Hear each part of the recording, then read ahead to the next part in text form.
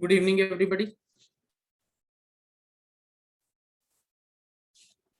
Bache, in the previous class, we had discussed chemical properties of metals. और बच्चे हमने उसके अंदर दो major categories discuss कर ली थी. First was reaction of metals with oxygen. Second was reaction of metals with water. तो बच्चे these two categories of properties was already discussed in the previous class. तो बच्चे आज हम इसको आगे further continue करेंगे. We'll be continuing it ahead today. And we'll be discussing reaction of metals with acids.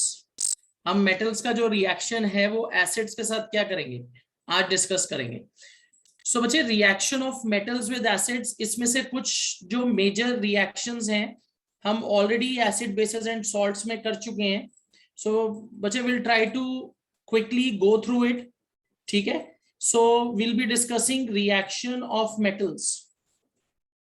Reaction of metals with acids. अब बच्चे when you talk about reaction of metals, जब आप metals का reaction discuss करते हो acid के साथ, reaction of metals with acid. All right. What is the important thing that we need to understand here? Whenever metals react with acids, इसमें भी बच्चे आपको metal reactivity series को याद रखना पड़ेगा. Metals which are above hydrogen in reactivity series, they will produce hydrogen gas even with dilute acids. पर बच्चे जब आप हाइड्रोजन के नीचे चले जाओगे तो हाइड्रोजन इवॉल्व नहीं होगी. Secondly, we'll be using HCl and H2SO4 for these reactions. If you use nitric acid, आपको हाइड्रोजन नहीं मिलेगी. All right. तो बच्चे first of all, I am just going to write the general equation or general reaction. What will happen when you react metals with acid?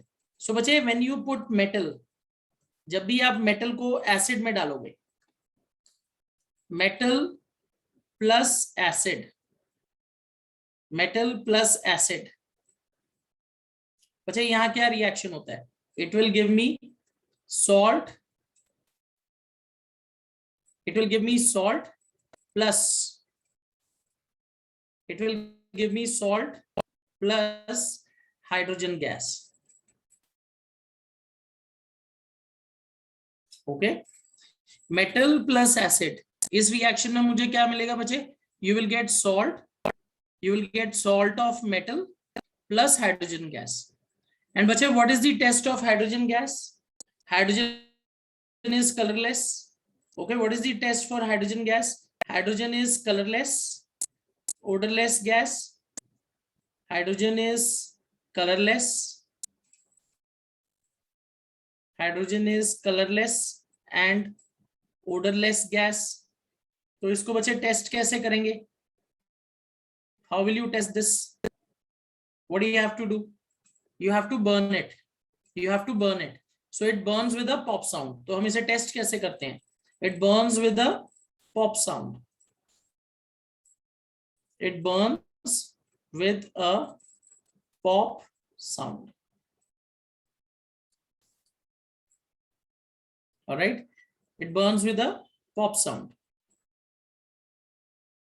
Okay. So बच्चे, this is the test. This is the test for hydrogen gas. अब बच्चे reactivity series में you have sodium, potassium. बच्चे these are very reactive metals. अगर हम इन्हें acid के साथ रिएक्ट करके देखेंगे तो बच्चे रिएक्शन बहुत एक्सप्लोसिव होने वाला है. It would be a vigorous reaction. तो हम जनरली जब रिएक्शंस की बात करेंगे लैब में भी और हमारी जो स्कूल की एक्सपेरिमेंट्स हैं उनमें हम सोडियम और पोटेशियम का रिएक्शन नहीं करते. We will generally use milder metals such as calcium, magnesium, zinc, aluminium etcetera. क्योंकि बच्चे सोडियम और पोटेशियम का अगर एसिड के साथ रिएक्शन देखेंगे रिएक्शन तो होगा but it would be very dangerous. तो जनरली हम क्या करते हैं? We will use milder metals which are lower in reactivity series. Okay. तो बच्चे इसके अंदर सबसे पहले जो कॉमन रिएक्शन है जो हम करते हैं that is zinc with sulphuric acid. So we will take zinc metal Zn plus dilute H2SO4. This is the most common reaction that we use in labs to produce hydrogen gas. तो zinc plus H2SO4। And बच्चे remember will be using dilute sulphuric acid. हम क्या use करेंगे? Dilute sulphuric acid use करेंगे reaction में। तो बच्चे what you will get here, you will gate zinc sulphate, आपको जिंक सल्फेट सॉल्ट मिलेगा, ZnSO4 plus hydrogen gas, you will get zinc sulfate plus hydrogen gas. You can pick another example also. Let's say you have magnesium Mg and let's take dilute HCl, hydrochloric acid. इसका reaction करेंगे, it will form magnesium chloride MgCl2 plus hydrogen. Alright, MgCl2 plus hydrogen. तो बच्चे मुझे क्या करना है, इसके आगे 2 डालना है, 2HCl। Alright, this is how reactions will proceed. आप और भी रिएक्शन करके देख सकते हो। Let's say you have aluminium Al का रिएक्शन करके देखते हैं, let's say with HCl, Al with HCl, what it will form? It will form aluminium chloride AlCl3 plus hydrogen gas। अब अच्छा इसको बैलेंस करिए, तो यहाँ 3Cl है, 2H है, so that means I will have to put a 6। यहाँ मुझे 6 लगाना पड़ेगा, 6HCl, तो यहाँ मैं 3H2 डालूंगा तो ये बैलेंस हो जाएगा, 3H2, और यहाँ 2 डालूंगा और यहाँ 2 डालूंगा, it would be balance। So it would be 2AlCl3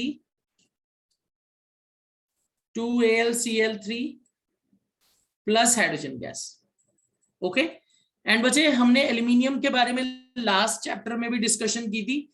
aluminium is a amphoteric metal, ये हमने एसिड बेसिस सॉल्ट्स में रिएक्शन लिखे थे। Aluminium plus NOH, it will give me sodium aluminate plus hydrogen gas. बच्चे वो दोबारा कराने की जरूरत तो नहीं है, बताइए।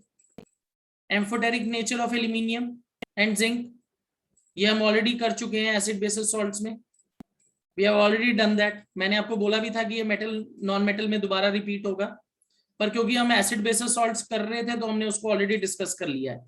सो aluminium and zinc, they are amphoteric in nature, that means they will react with both acid and base to form salt and hydrogen gas. Alright, अब अच्छा आपके दिमाग में यहाँ एक बात आएगी कि आप सल्फ्यूरिक एसिड यूज कर रहे हो, हाइड्रोक्लोरिक एसिड यूज कर रहे हो, नाइट्रिक एसिड क्यों नहीं यूज कर रहे? नाइट्रिक एसिड क्यों नहीं यूज कर रहे? ये भी बच्चे हमने लास्ट एसिड बेसिस सॉल्ट्स में डिस्कस कर लिया था। Why nitric acid, why nitric acid does not produce hydrogen gas, why nitric acid does not produce hydrogen gas on reaction with metals?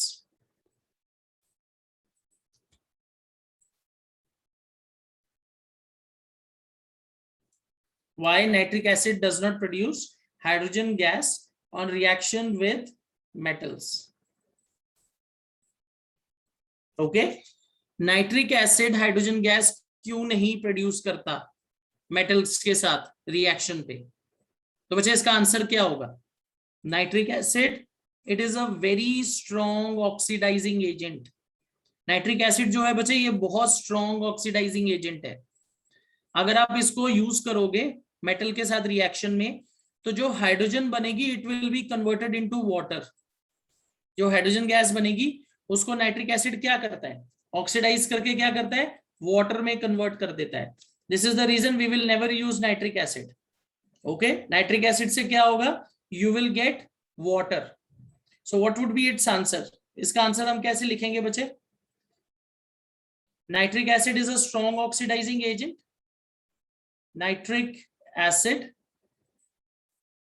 Nitric acid is a strong oxidizing agent.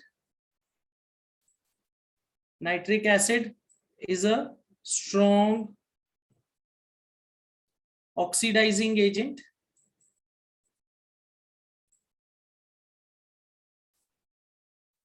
Okay, तो अगर आप इसे metal के साथ react करोगे तो क्या होगा?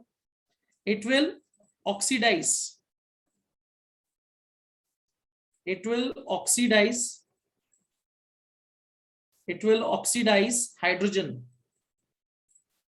it will oxidize hydrogen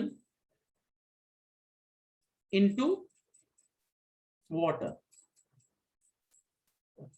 okay तो ये जो हाइड्रोजन है उसको किस में ऑक्सीडाइज कर देगा, वाटर में। तो बच्चे हम नाइट्रिक एसिड को यूज नहीं कर सकते, पर बच्चे यहां एक एक्सेप्शन है, अगर आप मैग्नीशियम और मैंगनीज लो, but there are exceptions to this. इसकी एक्सेप्शन क्या है, केमिस्ट्री में एक्सेप्शंस बहुत होती हैं, तो एक्सेप्शन याद रखनी पड़ती हैं। एक्सेप्शन क्या है, व्हाट इज द एक्सेप्शन, अगर आप मैग्नीशियम और मैंगनीज यूज करो, magnesium and manganese, magnesium and manganese with very dilute nitric acid, okay, with very dilute nitric acid, तो क्या होगा, what is going to happen, it is going to form hydrogen gas. So बच्चे magnesium Mg plus HNO3 nitric acid, and बच्चे what is the condition, it should be very dilute, very dilute conditions। तो बच्चे इस case में क्या होगा, it will produce magnesium nitrate MgNO3 twice plus hydrogen। तो with very dilute nitric acid magnesium will produce nitric acid, hydrogen gas। यहां मुझे 2 डालना है बच्चे, equation will be balanced. Same is the case with manganese, manganese and magnesium, it will also produce hydrogen gas with very dilute nitric acid. you have to take very dilute nitric acid, okay, so it will produce manganese nitrate plus hydrogen gas, okay. तो यहां भी hydrogen gas produce होगी, ये exception है। Otherwise बच्चे जितने बाकी metals हैं वो नाइट्रिक एसिड के साथ हाइड्रोजन गैस नहीं बनाते, ठीक है। इज दिस क्लियर, ये रिएक्शन सबको समझ आ गए, इज दिस क्लियर, ऑलराइट। अब बच्चे बिलो हाइड्रोजन, अगर आप बिलो हाइड्रोजन जाओगे, कॉपर, सिल्वर, गोल्ड, प्लैटिनम, उनका तो रिएक्शन ही नहीं है, उनका तो रिएक्शन नहीं होने वाला एसिड के साथ हाइड्रोजन गैस प्रोड्यूस करने के लिए। पर बच्चे और रिएक्शन होके वो क्या कर सकते हैं, जैसे अगर मैं कॉपर को नाइट्रिक एसिड में डालूं तो you can get nitrogen dioxide, nitrogen monoxide, that will depend on concentration of nitric acid, पर हाइड्रोजन गैस नहीं मिलेगी। And silver, gold and platinum, they are noble metals, उनका तो रिएक्शन ही नहीं है, ठीक है, they will not show reaction with metals, alright. So metals below hydrogen, metals below hydrogen, metals below hydrogen do not produce hydrogen gas, metals below hydrogen do not produce hydrogen gas with acids। Reaction हो सकता है पर hydrogen gas नहीं बनेगी, okay. तो हमें ये एक चीज ये याद रखनी है, alright. I will just go back to your NCERT book,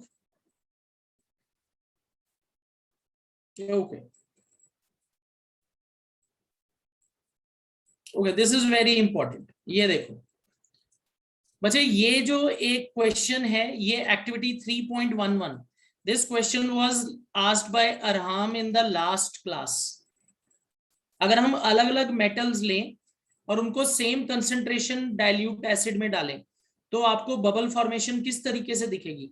जो मेटल रिएक्टिविटी सीरीज में हायर है वहां बहुत जल्दी हाइड्रोजन गैस बनेगी, faster, and you will see more bubbles. As you proceed below, जैसे जैसे रिएक्टिविटी सीरीज में नीचे जाओगे, जो मेटल वीक होगा उसका रिएक्शन स्लो हो जाएगा और वहां ज्यादा बबल्स नहीं बनेंगे, okay, so this is how you can also decide reactivity series of metals। तो ये एक चीज है important. Another very important thing, ये देखो एक्वा रीजिया, बच्चे aqua regia is also known as royal water. अब बच्चे what is aqua regia, Aqua regia is a mixture of concentrated HCl. It is a mixture of concentrated HCl and concentrated nitric acid in 3:1. बच्चे हम concentrated HCl लेंगे और concentrated nitric acid लेंगे, hydrochloric acid के 3 parts और nitric acid का 1 part, इनको आपस में मिक्स कर देंगे। तो बच्चे जो आपका मिक्सचर बनेगा उस मिक्सचर को हम कहते हैं एक्वा रीजिया, रॉयल वाटर। बच्चे ये इतना स्ट्रॉन्ग मिक्सचर बनता है कि इसके अंदर गोल्ड एंड प्लैटिनम भी डिसॉल्व हो जाता है। Okay, so it is formed by mixture of HCl and HNO3, and it is such a strong mixture that it can react with gold and platinum also. Otherwise बच्चे जो normal acids हैं, concentrated acids, वो भी gold या platinum के साथ react नहीं करते, पर एक्वा रीजिया जो है एक ऐसा मिक्सचर है जो गोल्ड और प्लैटिनम के साथ भी रिएक्ट कर सकता है। अब बच्चे this mixture is used by goldsmiths, goldsmith इस मिक्सचर को यूज करते हैं। It is also used by quacks, और you can say cons. Cons कौन होते हैं? ठग। तो वो क्या करते हैं, जैसे विलेजेस वगैरह में वो घूमते हैं और वो लोगों को बोलते हैं आपका जो गोल्ड है उसको पॉलिश कर देंगे, तो वो क्या करते हैं, गोल्ड ज्वेलरी को एक्वा रीजिया में डिप कर देते हैं। तो बच्चे जो उसकी ऊपर की गोल्ड की सरफेस है क्या होती है, वो इसके अंदर डिसॉल्व हो जाती है और नीचे से शाइनी सरफेस आ जाती है। तो पीपल थिंक कि वो उन्होंने पॉलिश कर दिया है। Okay, but what has happened, they have actually duped them. उन्होंने उनकी ज्वेलरी का जो गोल्ड है एक्वा रीजिया में डिसॉल्व कर लिया। ओके, तो this is something which is important, please try to remember this. Aqua regia is a mixture of HCl and HNO3. okay, so metals below hydrogen do not produce hydrogen gas with acids. Metals like gold and platinum, metals like gold and platinum,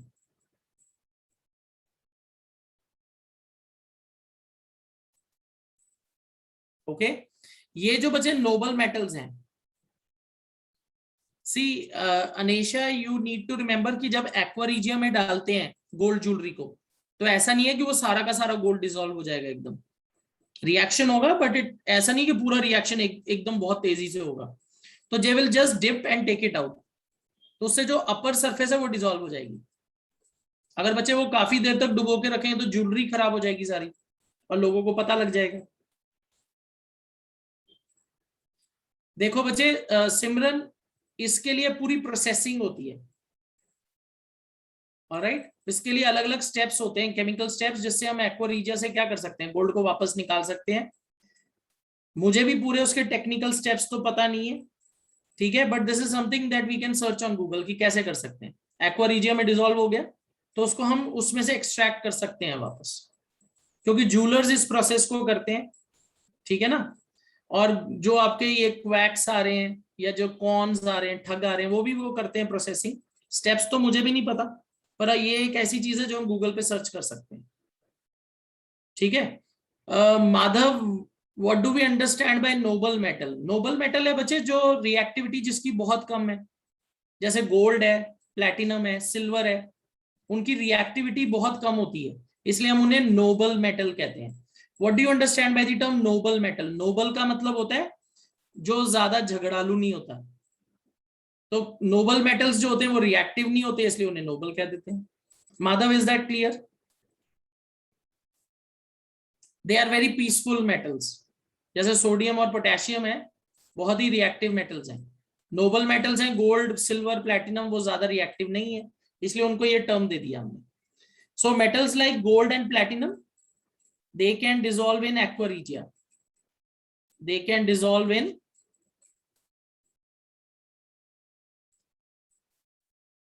aqua regia. अब बच्चे what is aqua regia?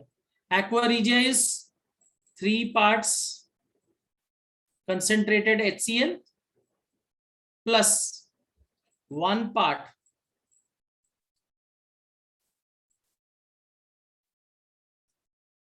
concentrated HNO3. Okay, तो ये aqua regia है, इसको mix करके हम क्या कर सकते हैं, इन दोनों एसिड्स को एक्वा रीजिया बना सकते हैं, जिसमें गोल्ड और प्लैटिनम भी क्या हो जाएगा, डिसॉल्व हो जाएगा।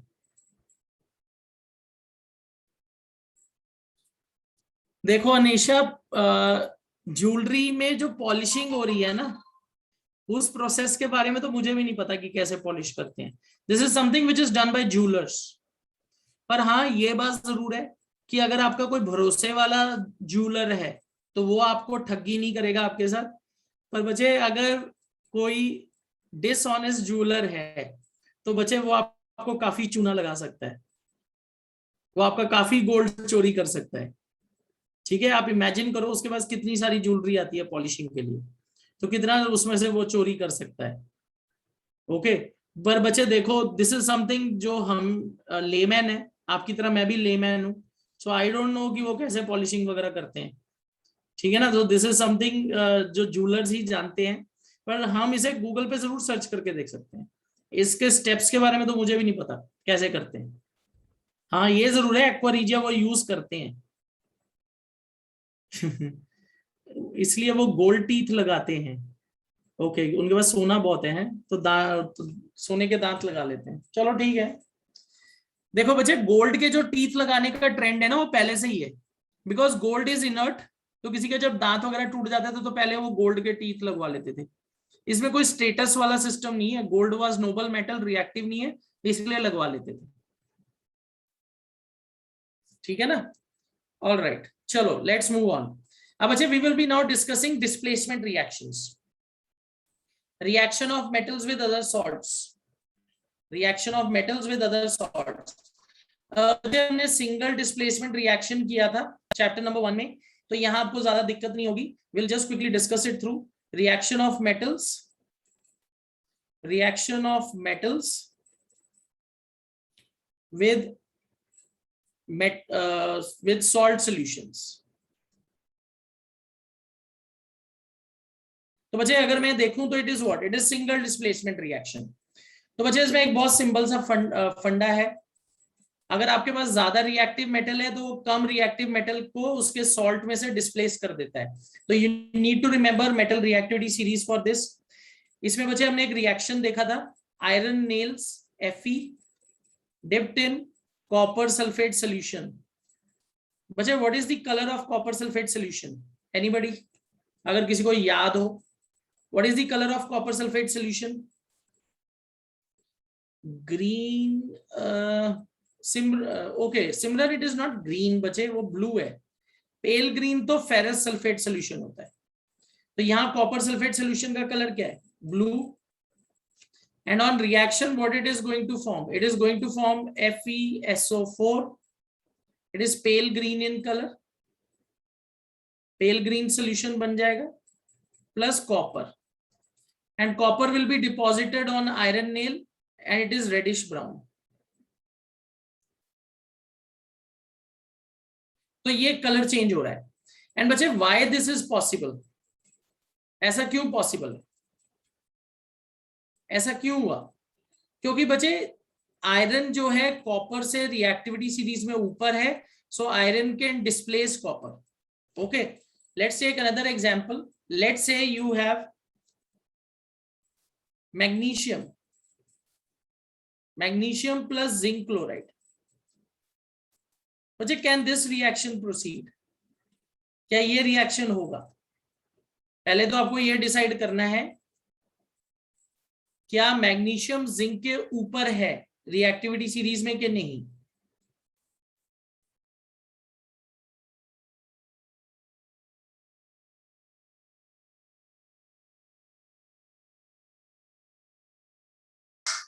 we have to see whether magnesium is above zinc in reactivity series or below। तो बच्चे अगर आप रिएक्टिविटी सीरीज देखोगे तो magnesium is above, magnesium is above.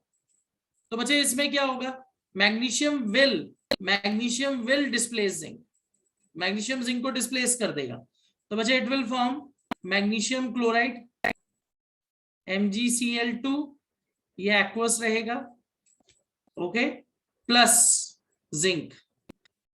Alright, तो बच्चे यहां डिस्प्लेसमेंट रिएक्शन होगी। क्या हम ये बोल सकते हैं ये रिएक्शन रिवर्स होगा? No. Can this reaction be reversed? No. Zinc is lower in reactivity series, वो मैग्नीशियम को डिस्प्लेस नहीं कर सकता। ओके, चलो एक और एग्जांपल देखते हैं। Let's say you have aluminium plus FeSO4. Will this reaction occur? क्या ये रिएक्शन होगा? Aluminium plus ferrous sulphate. बचे इज एल्यूमिनियम अबव आयरन और below iron in reactivity series? बचे रिएक्टिविटी सीरीज तो अब आपको याद होनी चाहिए. Potassium, sodium, calcium, magnesium, aluminium, zinc, iron, copper, silver, gold, platinum. तो बचे एल्यूमिनियम इज अबव आयरन, तो दिस रिएक्शन विल अकर. ये रिएक्शन होगा. तो इस रिएक्शन में क्या बनेगा? You will gate aluminium sulphate Al2SO4 thrice plus Fe. So if I balance this equation, 3, okay, I can put a 3 here, 3 FeSO4, 3 Fe, 2 Al. तो ये इक्वेशन बैलेंस हो गई. अगर मैं बोलूं ये रिएक्शन को आप रिवर्स कर सकते हो, तो आंसर विल बी नो, क्योंकि आयरन जो है एल्यूमिनियम से नीचे है, तो वो उसको डिस्प्लेस नहीं कर सकता. तो बच्चे these are some examples of single displacement reactions. Alright, I just go to your NCERT book. ये देखो, कॉपर और आयरन नेल की बच्चे रिएक्शन दी हुई है यहाँ, जो हमें रिएक्टिविटी सीरीज के बेसिस पे डिसाइड करनी है. Alright, and this is the reactivity series. So this is important. ये हम ऑलरेडी चैप्टर नंबर 1 में कर चुके हैं. When we were doing single displacement reactions, ये हम ऑलरेडी कर चुके हैं. तो ये टेबल बच्चे आपको याद होना चाहिए, और इस टेबल के बेसिस पे आप डिसाइड करोगे whether the reaction will proceed or not. Okay, I hope this is clear to everybody. So single displacement reactions are also done. All right.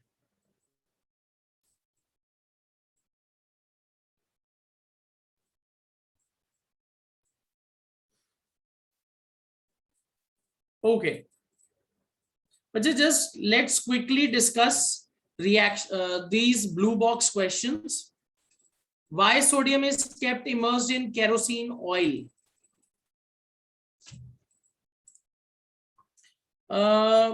बच्चे टिन जो है वो आयरन के ऊपर है. Kanaka MgL Zn Fe. I think tin is above iron in the reactivity series. बच्चे I'll send you a elaborated reactivity series today itself. जब मैं आपके साथ PDF शेयर करूंगा, तो मैं आपको पूरे जिनमें ज्यादातर मेजर मेटल्स हैं, टिन वगैरह, मरकरी, क्रोमियम, निकल, वो वाली भी साथ में डाल के आपको शेयर कर दूंगा. पर बच्चे ये जो हमें रिएक्टिविटी सीरीज दी है ना, इसी बेसिस पे हमसे क्वेश्चन पूछे जाएंगे. Okay, so first try to remember this. आपको अगर एक बार याद हो जाती है, उसके बाद आप टिन, क्रोमियम, निकल वगैरह की भी सीरीज में याद कर सकते हो. ठीक है ना? ऑलराइट, ओके, चलो लेट्स मूव ऑन. आगे चलते हैं.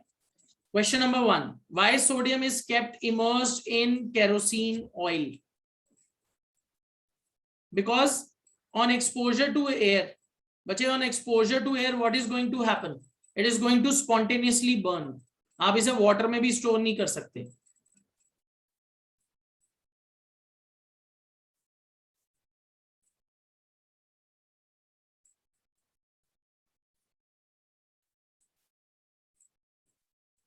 Okay, so sodium is kept immersed in kerosene oil because if it comes in contact with air or water, it is going to spontaneously burn. बच्चे आप यहाँ एक और चीज याद रख सकते हो, phosphorus. बच्चे phosphorus is a very reactive non-metal. ये बहुत reactive non-metal होता है, very reactive non-metal. इसको बचे हमें हमेशा वाटर के अंडर स्टोर करना पड़ता है. It has to be stored under water. और बचे इसको वाटर के अंदर क्यों स्टोर करते हैं? क्योंकि ये भी सोडियम और पोटेशियम की तरह क्या करता है, एयर के अंदर बर्न करने लग जाता है. तो हम इसे वाटर के अंडर स्टोर करते हैं. पर बचे सोडियम और पोटेशियम को तो वाटर के अंदर भी स्टोर नहीं कर सकते. You have to store it under kerosene. उसके बाद बचे write equations for reaction of iron with steam. When you talk about iron with steam, it is Fe plus H2O.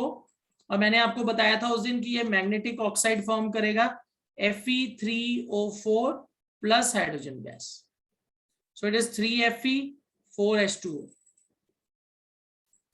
आप यहाँ 4H2 डालो, ये भी बैलेंस हो गया। तो बचे iron plus steam will give me magnetic oxide which is Fe3O4 plus 4 water, sorry not 4 water, 4 hydrogen. Alright, उसके बाद है बचे calcium and potassium with water. ये तो बहुत ही इजी है, it will produce calcium hydroxide and hydrogen gas. Okay, तो ये रिएक्शन होगा। Alright, then question number 3, samples of 4 metals ABCD are taken and they are added to following solution one by one. तो बच्चे देखो, हमने metal ए को iron sulphate में डाला, नो रिएक्शन। कॉपर में डाला, डिस्प्लेसमेंट हुई। Okay, zinc sulphate silver nitrate में नहीं डाला है। उसके बाद देखो बच्चे, बी मेटल को आयरन सल्फेट में डाला, बी मेटल ने डिस्प्लेस कर दिया।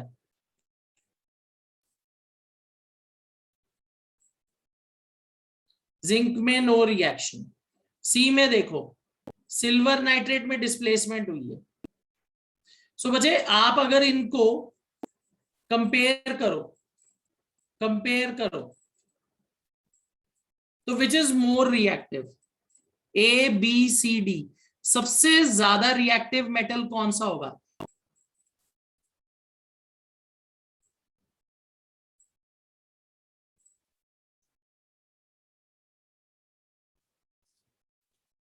बचे ओनली बी मेटल है जो देखो उसने आयरन को डिस्प्लेस कर दिया है। बी मेटल ने आयरन को डिस्प्लेस कर दिया है, और कोई मेटल आयरन को डिस्प्लेस नहीं कर पाया।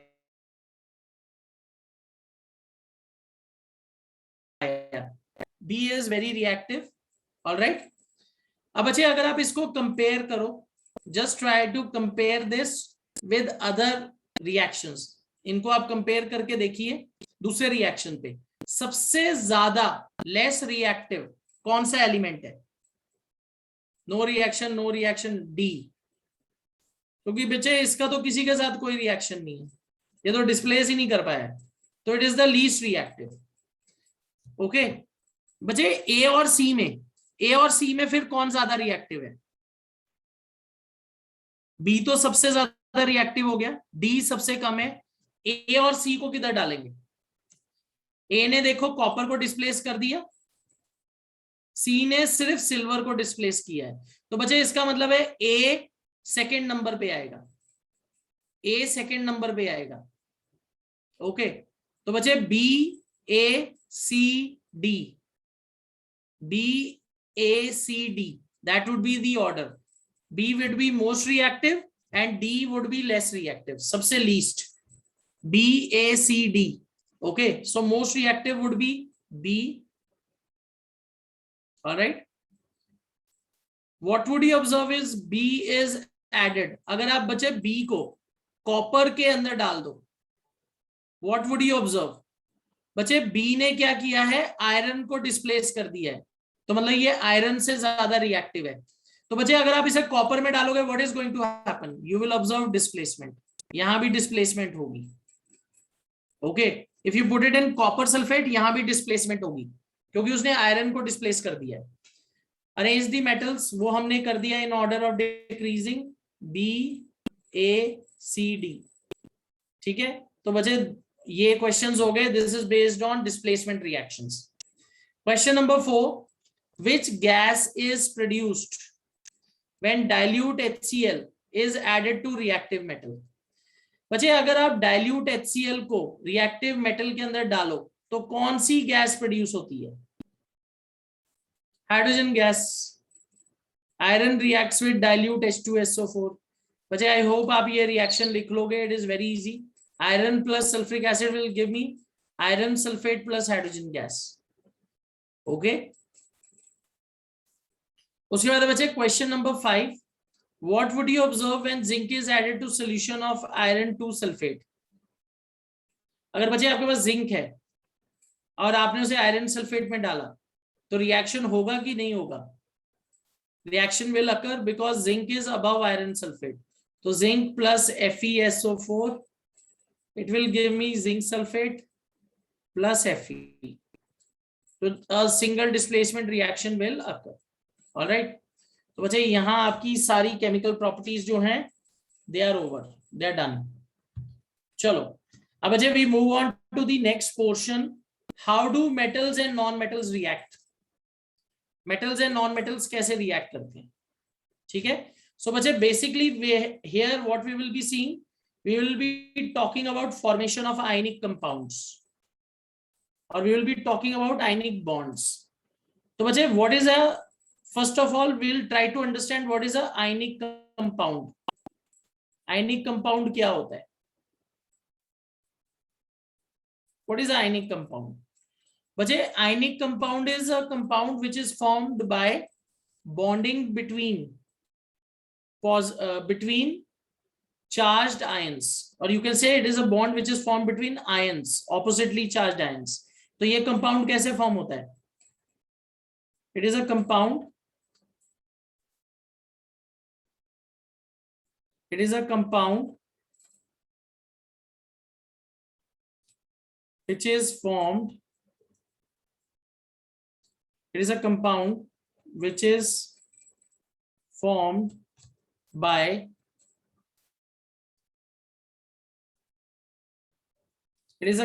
which is formed by oppositely charged ions. It is a compound which is formed by bonding between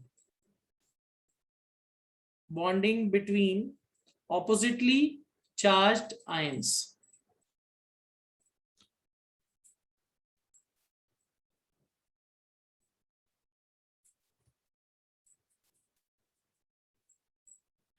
बच्चे I hope you understand what are ions. Ions क्या होते हैं. What are ions. Ions are charged radicals. जैसे बच्चे metals and non metals हैं. Metals and non metals have a tendency to lose and gain electrons. Metals की tendency होती है electron lose करने की and they will form cations. Non metals have a tendency to gain electron and they will form anions. तो बच्चे जब ये oppositely charged ions बनते हैं तो they can attract each other and when they attract each other they will form bonds and they will make compounds. So compounds which are formed by bonds between oppositely charged ions उनको हम कहते हैं ionic compounds. अब बच्चे you will have to show formation of different ionic compounds. So I am going to pick up a simple example to make you understand how this works or how this functions. So बच्चे let's pick up example of sodium chloride NaCl. इस compound के अंदर बच्चे आपको bonding show करनी है. You will have to show bonding between sodium chloride. तो बच्चे first of all what is the atomic number of sodium. Sodium का एटॉमिक नंबर क्या है. 11. Atomic number of sodium is 11. तो बच्चे इसकी अगर मैं इलेक्ट्रॉनिक कॉन्फ़िगरेशन लिखूं, सोडियम का जो एटॉमिक नंबर है 11 है तो KLM. आई होप आपको इलेक्ट्रॉनिक कॉन्फ़िगरेशन लिखनी आती है. तो इसकी इलेक्ट्रॉनिक कॉन्फ़िगरेशन क्या होगी. सोडियम का एटॉमिक नंबर है 11, 281. तो बच्चे सोडियम के आउटरमोस्ट शेल में एक इलेक्ट्रॉन है तो it can easily lose 1 electron. Cl chlorine बच्चे इसका एटॉमिक नंबर होता है 17. तो K में 2, L में 8, M में 7, 287. तो it has a tendency to gain electron क्योंकि 4 से ज्यादा है तो ये एक इलेक्ट्रॉन गेन करेगा. अब बच्चे इसमें बॉन्डिंग कैसे शो करेंगे. आपने इलेक्ट्रॉनिक कॉन्फ़िगरेशन लिख ली. Now individually place the ions. Sodium chlorine. अब बच्चे आपको सिर्फ आउटर मोस्ट शेल के इलेक्ट्रॉन्स दिखाने हैं. सोडियम के आउटर मोस्ट शेल में सिर्फ एक इलेक्ट्रॉन है, इसको ऐसे शो कर दो क्रॉस. ये सोडियम का एक इलेक्ट्रॉन. क्लोरीन के आउटर मोस्ट शेल में कितने इलेक्ट्रॉन है. 7. तो बच्चे आप उनको अलग तरीके से शो करो विद हेल्प ऑफ डॉट्स. 1 2 3 4 5 6 7. तो बच्चे this represents outermost electrons or valence electrons in the chlorine atom. अब बच्चे what is going to happen. Sodium अपना एक इलेक्ट्रॉन यहां डोनेट करेगा. Sodium will donate 1 electron to chlorine. और उसकी वजह से क्या होगा, सोडियम पे कौन सा चार्ज डेवलप होगा, sodium will develop Na+, sodium will develop Na+। और बच्चे क्लोरीन के अंदर एक इलेक्ट्रॉन आया है, पहले क्लोरीन के ओरिजिनल 7 बनाइए, और एक इलेक्ट्रॉन उसे सोडियम से मिला है, तो इसको जस्ट एक इलेक्ट्रॉन उसको सोडियम से मिला है, तो उसको क्रॉस से दिखा दो। बच्चे इसको ऐसे आप क्या कर सकते हो, सोडियम ने एक इलेक्ट्रॉन लूज किया था, उस पर प्लस चार्ज आ गया, क्लोरीन ने एक इलेक्ट्रॉन गेन किया, उस पर कौन सा चार्ज आया, नेगेटिव। सोडियम ने एक लूज किया, क्लोरीन ने एक गेन किया, सो प्लस माइनस आ गया। अब बच्चे because they have turned into oppositely charged ions, you will gate NaCl। ऐसे बॉन्डिंग शो करनी है। Is it clear?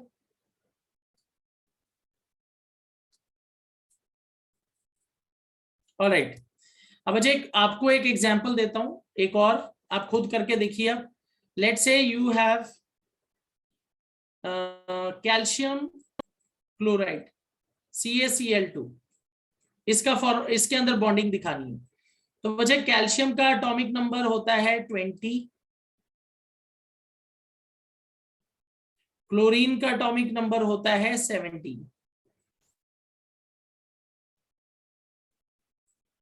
सबसे पहले इलेक्ट्रॉनिक कॉन्फ़िगरेशन लिखनी है, कैल्शियम की है बच्चे 2 8 8 2।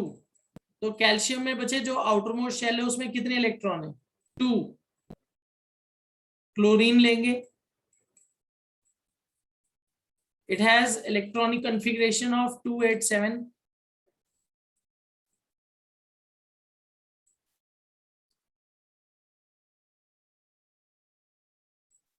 ठीक है, तो बच्चे क्लोरीन का एक एटम क्या कर सकता है, chlorine can only accept 1 electron, पर बच्चे कैल्शियम का एक एटम कितने इलेक्ट्रॉन डोनेट कर सकता है, 2। तो बच्चे आपको यहां क्या करना पड़ेगा, you will require 2 chlorine atoms, आपको 2 क्लोरीन एटम्स चाहिए। और देखो फॉर्मूला के अंदर ही हिंट है, 2 क्लोरीन। तो what you will do, I will take calcium, calcium के आउटरमोस्ट शेल में बच्चे 2 इलेक्ट्रॉन्स हैं, तो ऐसे आपने 2 क्रॉस बना दिए। क्लोरीन 2 लो, 2 देखने पड़ेंगे क्योंकि 2 Cl है, तो 1 2 3 4 5 6 7 इसके हो गए। ऊपर देखिए 1 2 3 4 5 6 7, तो दोनों में 7 7 इलेक्ट्रॉन आपने शो कर दिए, क्योंकि बच्चे फॉर्मूला में Cl2 है, तो 2 क्लोरीन। अब बच्चे एक इलेक्ट्रॉन यहां जाएगा, एक इलेक्ट्रॉन नीचे जाएगा। कैल्शियम क्या करेगा, 1 इलेक्ट्रॉन ऊपर वाले को डोनेट करेगा, एक नीचे को डोनेट करेगा। और बच्चे जब ऐसा होगा, what is going to happen, it is going to form Ca2+, और ब्रैकेट में देखो Cl 1 2 3 4 5 6, ये कैल्शियम का इलेक्ट्रॉन, इसको ऐसे लिखो, यहां नीचे 2 और ऊपर minus.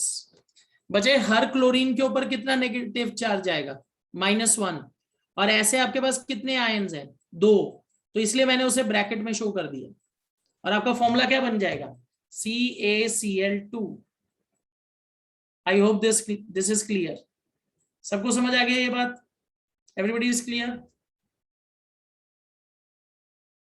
Is everybody clear? Alright, चलो एक आप खुद करके देखिए, मैं आपको एक एग्जांपल देता हूं। लेट्स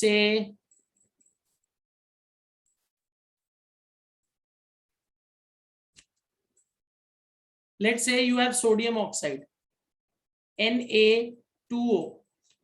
बच्चे सोडियम का एटॉमिक नंबर है 11, ऑक्सीजन का एटॉमिक नंबर है 8।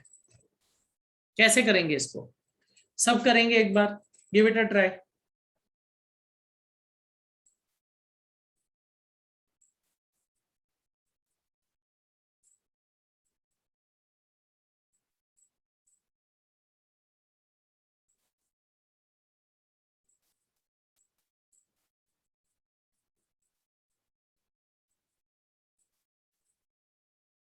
ओके, तो इसकी जब आप इलेक्ट्रॉनिक कॉन्फ़िगरेशन लिखोगे, आई होप आपने सबने ट्राई किया होगा, तो बच्चे इसकी इलेक्ट्रॉनिक कॉन्फ़िगरेशन आएगी 281।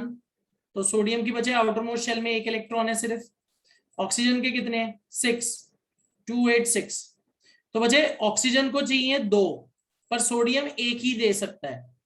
तो what we have to do, formula में देखिए सोडियम के 2 हैं, तो Na आउटर मोस्ट शेल में बचे एक ही इलेक्ट्रॉन आएगा, दोनों का क्रॉस बना दो। ऑक्सीजन एक ही बनाएंगे 1 2 3 4 5 6, तो ये एक इलेक्ट्रॉन इसको देगा, एक इलेक्ट्रॉन इसको देगा, तो बच्चे it will form Na2 plus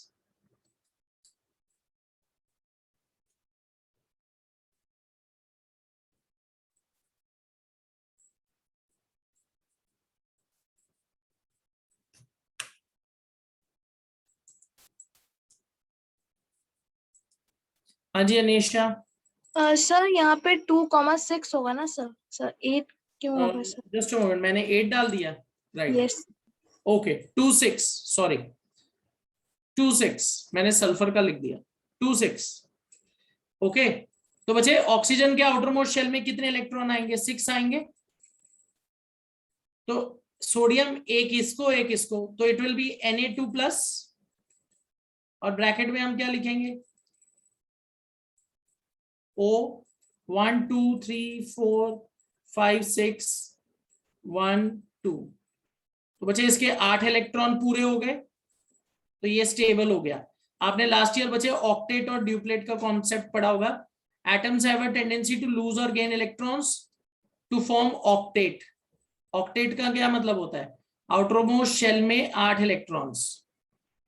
okay, outermost shell में 8 electrons, so it is 2 minus, or you can write -2 also. Okay, ऐसे लिखो 2 minus, all right। तो इसका क्या मतलब है बच्चे, it has lost 2 electrons, is it clear? समझ आ गया?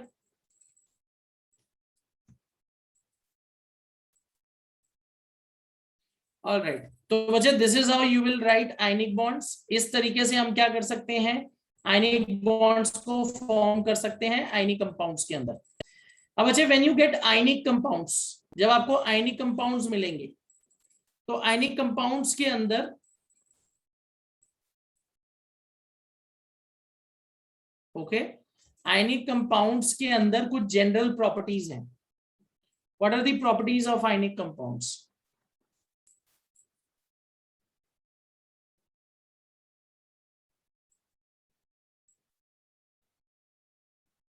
बच्चे नंबर 1, क्योंकि बच्चे आयनिक कंपाउंड्स के अंदर आयंस प्रेजेंट होते हैं, so they have very high melting and boiling points. Number 1 property हम क्या लिखेंगे, they have high melting point and boiling points. अब बच्चे इसके पीछे रीजन क्या है, they are made up of ions, they are made up of ions which strongly attract each other। Okay, ये बच्चे एक दूसरे को बहुत स्ट्रांगली अट्रैक्ट करते हैं, so they have high melting point and boiling points.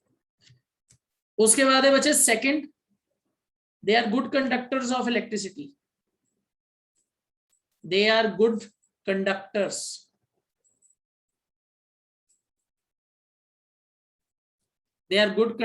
Of electricity in molten form or aqueous form, or you can say aqueous solution। अब अच्छा ये भी एक बहुत इंपॉर्टेंट क्वेश्चन है, अगर आपके पास आयनिक कंपाउंड है जैसे सोडियम क्लोराइड है, अगर मैं सोडियम क्लोराइड को सॉलिड फॉर्म में लूं तो उसके थ्रू करंट पास नहीं होता, पर बच्चे अगर मैं उसको मेल्ट करूं या उसको पानी में मिलाऊं, then it becomes very good conductor of electricity. अब इसके पीछे रीजन क्या है, बच्चे अगर आप कोई भी आयनिक कंपाउंड सॉलिड फॉर्म में लोगे तो बच्चे इन solid form ions strongly attract each other. Ions क्या करेंगे, एक दूसरे को बहुत स्ट्रांगली अट्रैक्ट करेंगे। और बच्चे जब वो एक दूसरे को बहुत स्ट्रांगली अट्रैक्ट करेंगे तो क्या होगा, उनमें ions are not free to move, ions free नहीं रहेंगे मूव करने के लिए। और जब ऐसा होगा तो क्या होगा, current will not pass. So they are good conductors of electricity in molten और aqueous solution, but in solid form, solid form में क्या होगा, in solid form ions are not free to move. In solid form ions are not free to move.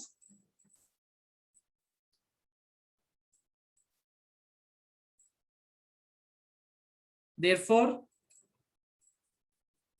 current will not pass.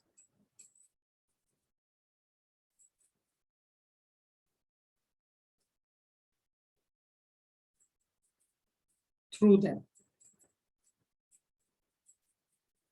पर बच्चे जब आप उसको melt कर दोगे या उसको सॉल्यूशन में मिलाओगे फिर क्या होगा, इन मोल्टन फॉर्म, इन मोल्टन और एक्वस सॉल्यूशन, मोल्टन फॉर्म का क्या मतलब है बच्चे, आपने उसे मेल्ट कर दिया। इन मोल्टन फॉर्म और aqueous solution what is going to happen,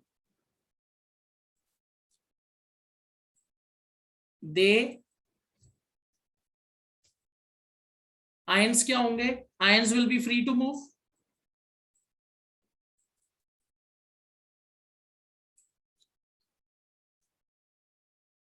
ions are free to move, ions are free to move, ठीक है। ions क्या होंगे बच्चे, they are free to move,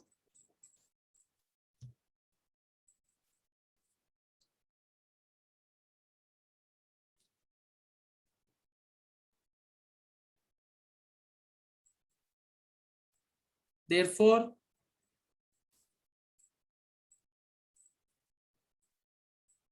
conduct electricity.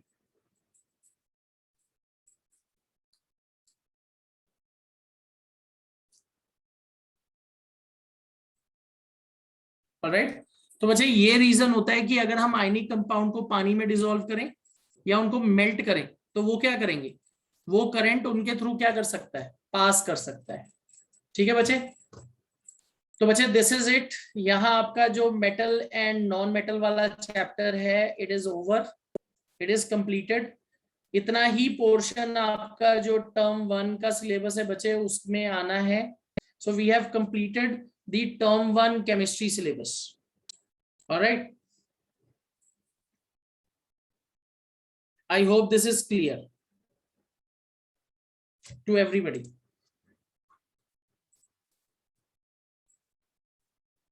अच्छा, I'll be sharing the notes with you, तो आप उस notes में से इसको जरूर देख सकते हो।